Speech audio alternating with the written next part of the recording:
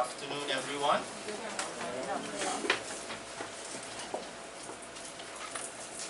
I'd like to begin this afternoon by showing a picture.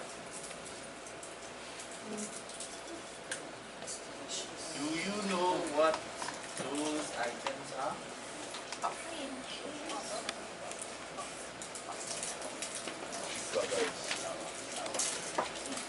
Is it a type of pastry? Yeah.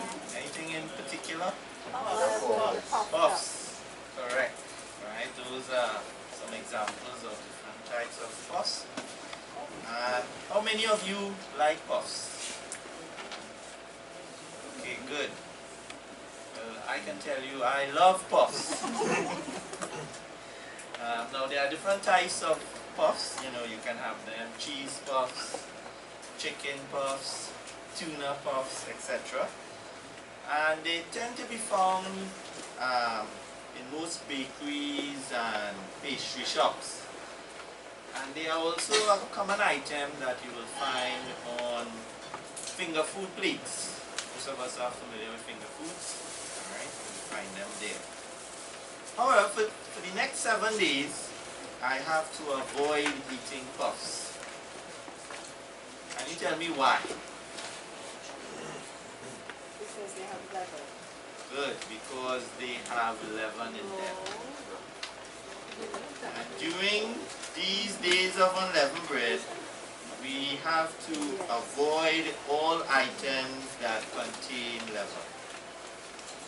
Brethren, leaven refers to ingredients like yeast, baking powder, and baking soda that make food items like bread and pastries light, soft, and fluffy. It puffs them up with air, and it makes them easy to eat. And the Apostle Paul used this characteristic of leaven,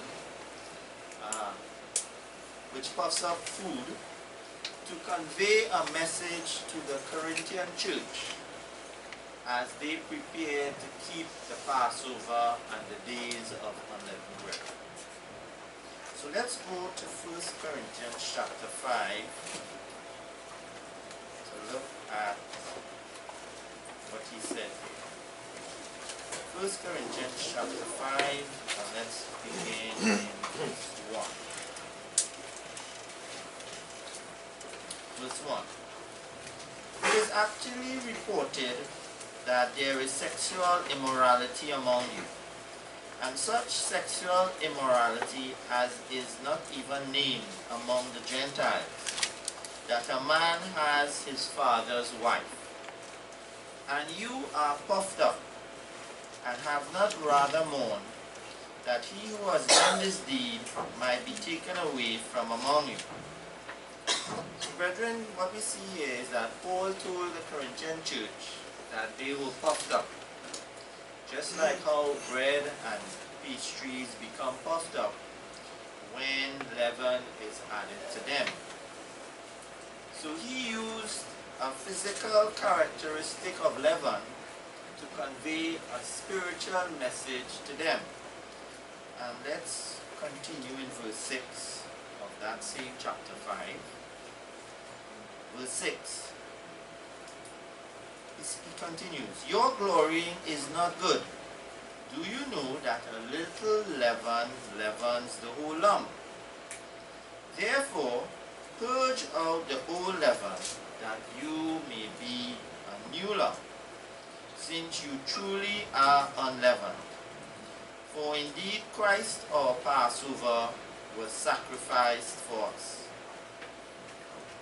Brethren, Paul was telling them that they were filled with spiritual leaven and they needed to get rid of it. And brethren, that message is relevant for all of us today as well. So in this sermonette today, I want to focus on some of the things that can cause us to be puffed up with spiritual leaven. Now, in 1 Corinthians, Paul refers to the Corinthians as being puffed up a number of times. So So if we go across to chapter 4 of 1 Corinthians, and let's look at verse 18, where Paul says, "Now some are puffed up, as though I were not coming to you.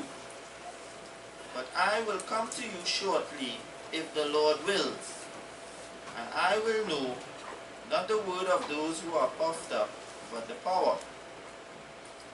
And he also uses the term puffed up in 1 Corinthians chapter 4, verse 6. I wouldn't turn to it, but you can always check it later. So we see here Paul using the term puffed up a number of times in these two chapters of 1 Corinthians. And therefore, it must be something that we should take note of. We should examine more closely.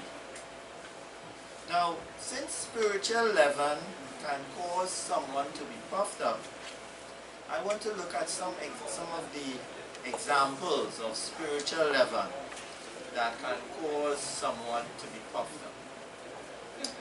And the first one I'd like to look at is sin. Brethren, God uses leaven to represent sin.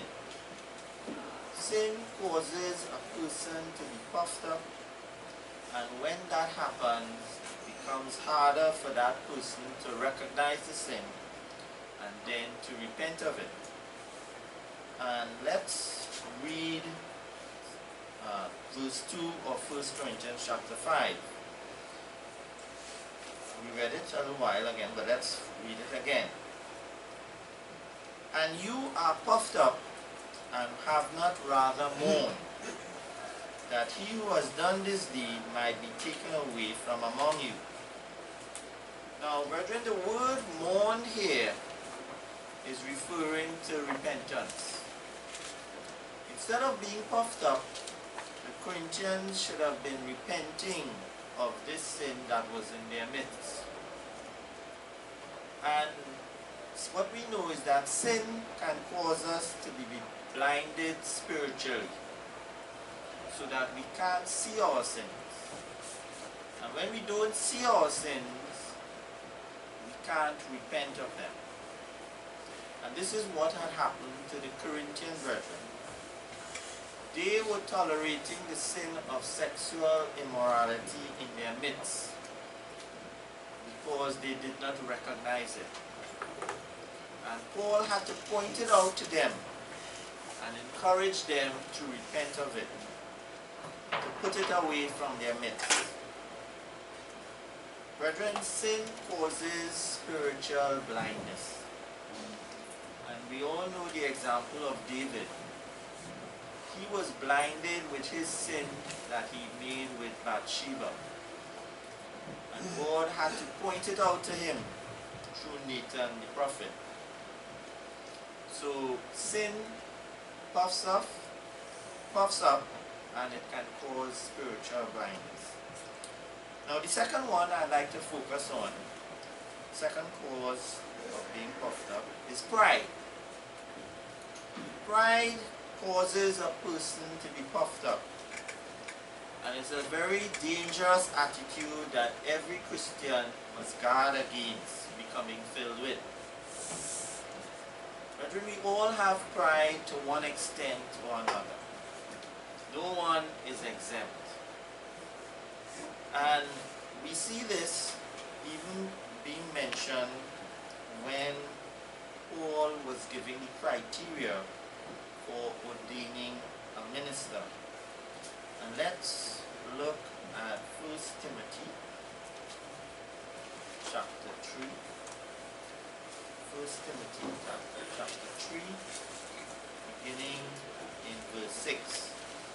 Paul here was listing some of the criteria that would be used when a minister is being selected. Verse 6 says, "Not a novice, lest being puffed up with pride, he fall into the same condemnation as the devil." Notice the words puffed up with pride. So we see even newly ordained ministers can become puffed up with pride. And the warning here is that younger Christians can be more susceptible to pride than older ones. But no one is spared. We are all susceptible to it. Brethren, pride causes the downfall of the devil. And it can cause ours as well if we are not careful against guarding, if we are not careful about guarding against it.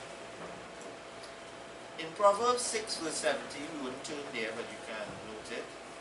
It says that one of the things God hates is a proud look. And this proud look can cause us to look down on others, when instead we should be esteeming others better than ourselves. And we know that the Pharisees were guilty of being filled with pride and looking down on others. This is why Jesus warned his disciples to be wary of the leaven of the Pharisees. So pride is another cause of being puffed up. The third one I want to look at is knowledge.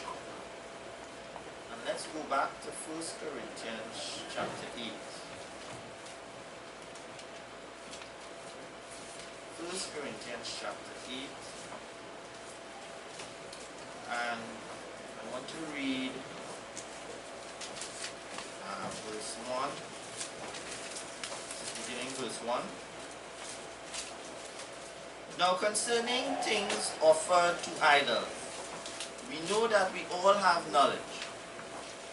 Knowledge puffs up, but love edifies.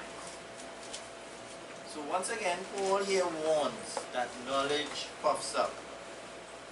Now does this mean that knowledge is bad? That it's something to be avoided?